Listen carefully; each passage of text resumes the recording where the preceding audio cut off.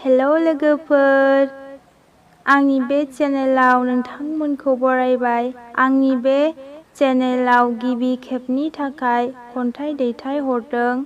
नोंथांमोनाबो जुदि सोरबाफोर दैथायहरनो गोसो दंब्ला कमेन्ट बक्सनि गेजेरजों फोरमायहरनो हागोन। खन्थाइनि मुं गोसोनि दाहाया आंनि।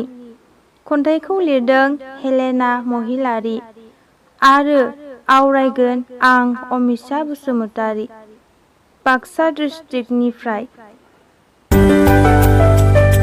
बोहैबोयो गोरबो सिनखावनानै निजोराफोर बादि गोसोनि दाहाया ओंखारबोयो मेगननिफ्राय मोदै जाना।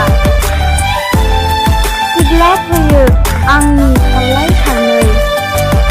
लैथोथ' नङा थेवब्लाबोदि मानो जुजाइनि अर बादि गोरबो सिनखावनानै दोहो दोहो खामग्लियो हर सान।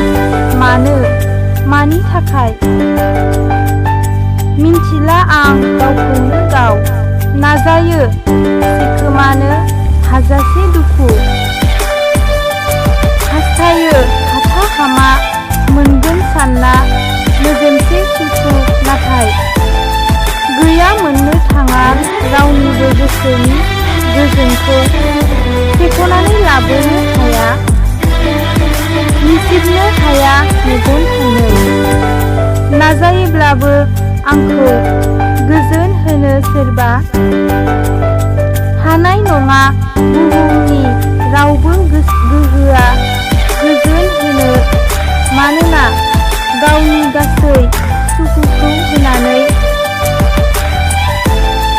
रावखौबो